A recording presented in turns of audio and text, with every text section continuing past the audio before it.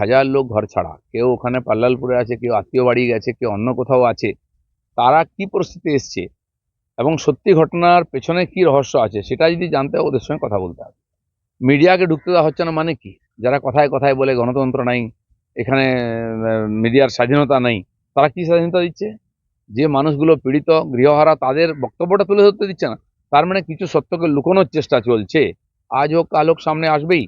আজকে মানুষকে সরকার বলছে ফিরে যাও, তারা ফিরতে চাইছে না, কারণ তাদের কোনো সুরক্ষা নেই, পুলিশের উপরে সরকারের উপরে ভরসা নেই। জায়গায় জায়গায় কয়েকটা বিএসএফ ক্যাম্প আছে, বিএসএফ ক্যাম্প, এখানে আইন শৃঙ্খলা রক্ষা করা বিএসএফ এর কাজ নয়।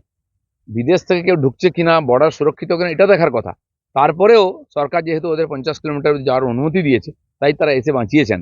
নাহলে আরো কিছু বাড়িঘর জ্বলতো, আরো প্রাণ যেত, আরো বেশি লোক উদ্বাস্তু হতো। সেজন্য মমতা ব্যানার্জি যতই চোখের আড়ালে রাখার চেষ্টা করুন, মিডিয়ার স্বাধীনতাকে হরণ করুন, বেশি দিন এটাকে করতে পারবেন না। ধুলিয়ানের একটি সিসিটিভি ফুটেজ প্রকাশ্যে এসেছে, যেখানে দেখা যাচ্ছে যে ছোট ছোট ছেলেমেয়েরা পাথর মারছে, বাঁশ নিয়ে হামলা চালাচ্ছে।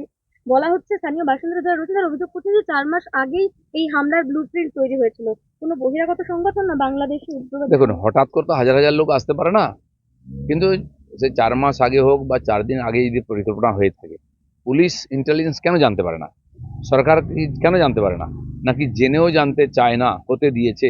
বারবার এটা আমরা বলছি, জানতে পারেন, এরকম হতেই পারে না।